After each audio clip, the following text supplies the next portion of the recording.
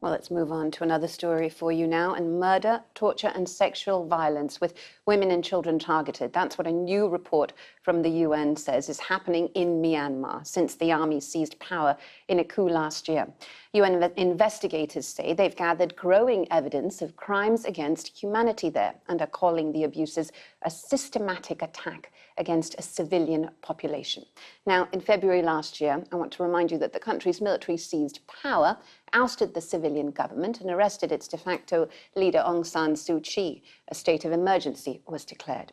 6 months later, the junta tightened its grip as Min Aung Hlaing appointed himself prime minister of a caretaker government and repeated a pledge to hold elections by 2023. Now, since then, opposition and protests have been brutally crushed. According to local monitoring groups, more than 2,000 people have been killed and 15,000 arrested. At the beginning of this month, approval was given to extend the state of emergency for a further 6 months, which came as the UN gathered evidence of crimes against humanity. Well, I'm joined now by Simon Adams, who is CEO of the Center for Victims of Torture, one of the biggest organizations in the world that works with torture survivors and also carries out human rights advocacy. He joins us now from New York. Great to get you on the program. And I suppose the first thing to ask you is, were you surprised by the findings in this report? Well, first of all, thank you for having me on the show. And I was appalled, but I was not surprised. I was obviously sickened by the report, but not at all surprised. I think some of those figures that you mentioned there in your introduction, like let's look at the situation since February of 2021. More than 2,000 people killed. I think there's 11,900 people still in detention as of today. More than 100 people have been tortured to death. And of course, just recently in the last couple of weeks, we saw 4 activists hanged for the first time in many years in Myanmar. So the junta is kind of waging a war against its own people. Airstrikes in rural areas, scorched earth policy in some of the minority ethnic areas, and mass repression and killings in the cities.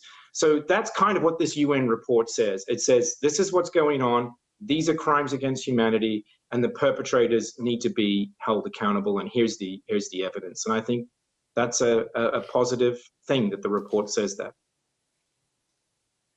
But Simon, you know, at the risk of sort of belaboring the point, what difference does a report like this actually make? Because it's unlikely, of course, that the junta will pay any attention. And will the international community do anything more than what we've seen so far, which frankly isn't very much?